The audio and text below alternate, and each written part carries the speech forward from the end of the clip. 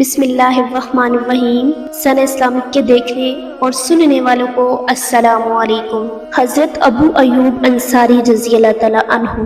حضرت ابو ایوب انصاری کا پورا نام خالد بن زید تھا، جبکہ آپ رضی اللہ تعالیٰ عنہ اپنی کنیت ابو ایوب سے مشہور ہوئے۔ آپ رضی اللہ تعالیٰ عنہ مدینہ میں پیدا ہوئے۔ آپ رضی اللہ تعالیٰ عنہ کا تعلق خزرج قبیلے کے خاندان نجار سے تھا، اور آپ رضی اللہ تعالیٰ عنہ اسی خاندان کے رئیس بھی تھے۔ عقبہ اول کے بعد حضرت مصعب بن عمیر جذبہ ایمانی اور پاکیزہ کردار کے ساتھ مدینہ جا کر دین اسلام کی تبلیغ کی۔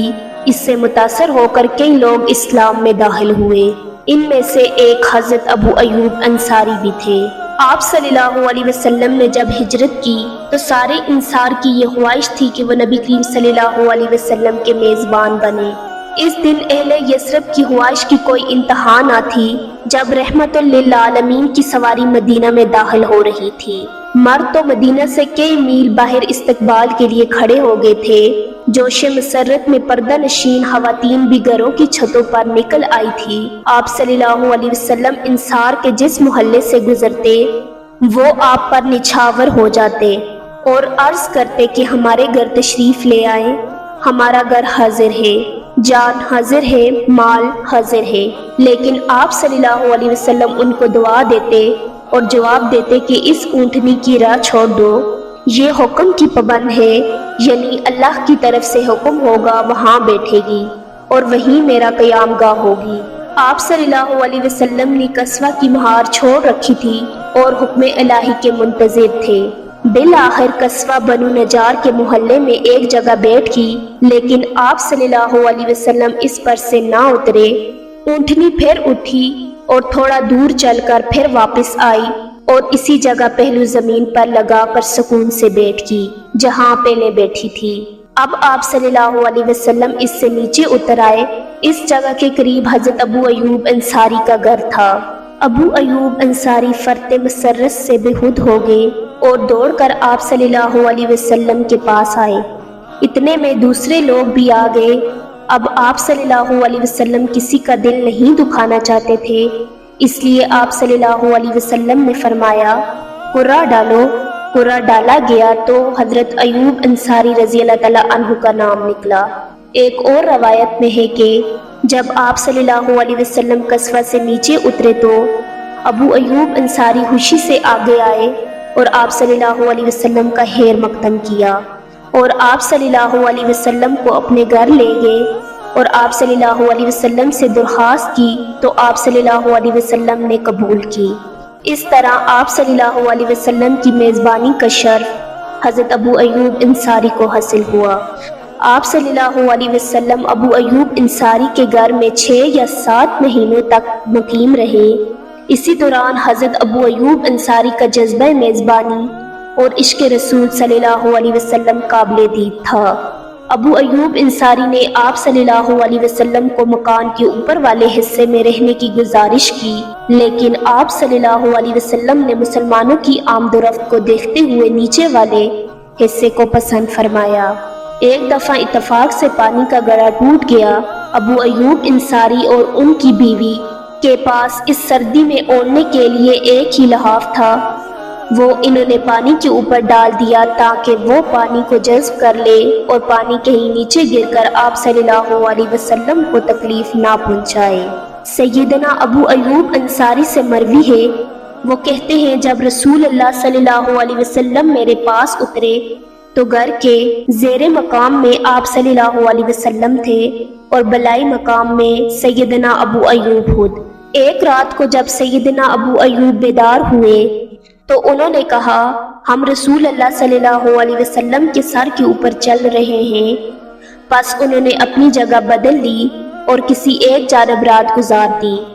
جب صبح ہوئی تو آپ صلی اللہ علیہ وسلم کو یہ بات بتلائی گئی تو آپ صلی اللہ علیہ وسلم نے فرمایا زیر منظر میرے لیے زیادہ سہولت آمیز ہے، لیکن سیدنا ابو ایوب نے کہا میں اس چھت پر نہیں چڑھوں گا جس کے نیچے اللہ کے رسول ہوں۔ پس سیدنا ابو ایوب نچلی منزل میں آ گئے اور نبی کریم صلی اللہ علیہ وسلم اوپر والی منزل میں تشریف لے گئے۔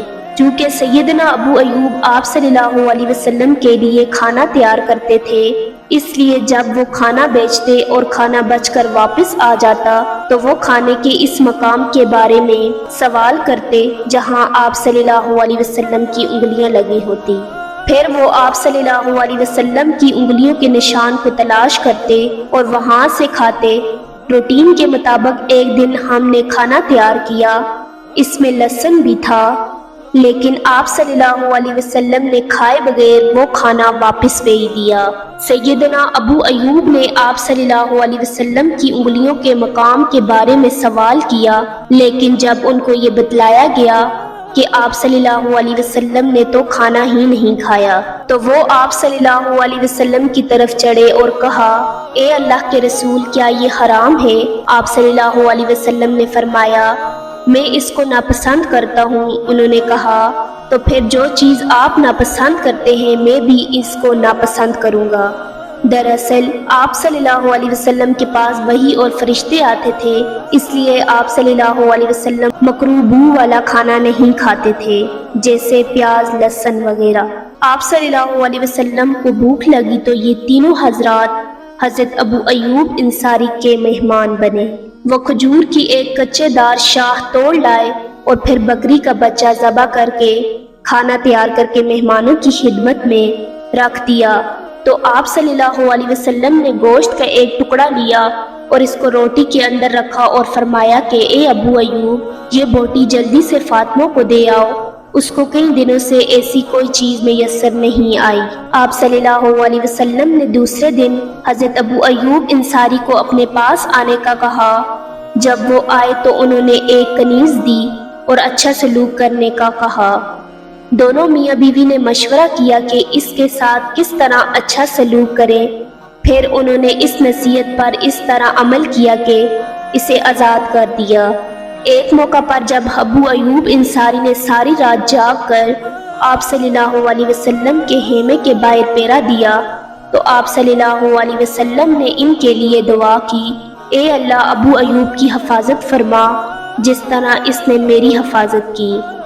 اسی طرح ایک مرتبہ آپ صلی اللہ علیہ وسلم صفا و مروہ کی سعی فرما رہے تھے کہ ریش مبارک سے ایک بال جدا ہو کر نیچے کی طرف آیا۔ آپ رضی اللہ تعالیٰ عنہ تیزی سے آگے بڑھے اور بال مبارک زمین تک پہنچنے سے پہلے ہی اسے اپنے ہاتھ میں اٹھا لیا۔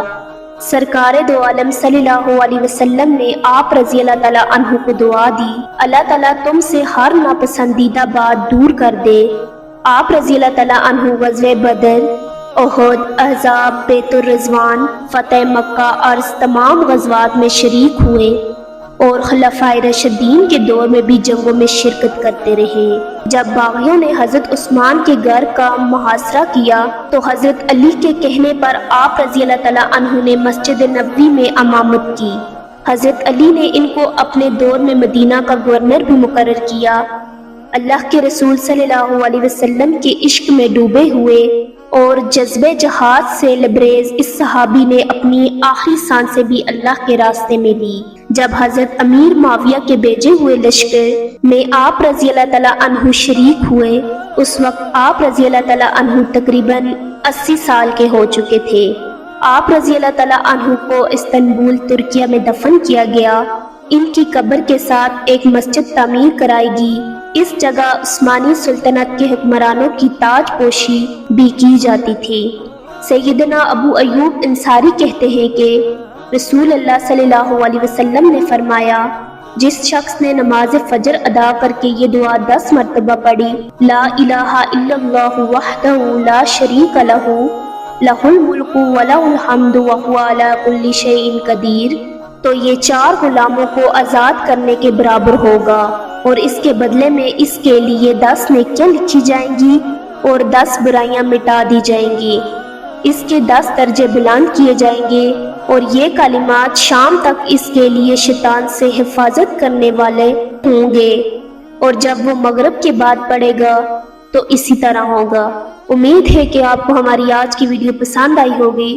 اگر آپ کو ہماری آج کی ویڈیو پسند آئی تو ہماری ویڈیو کو لائک کریں، شیئر کریں اور ہمارے چینل کو سبسکرائب کریں۔ شکریہ۔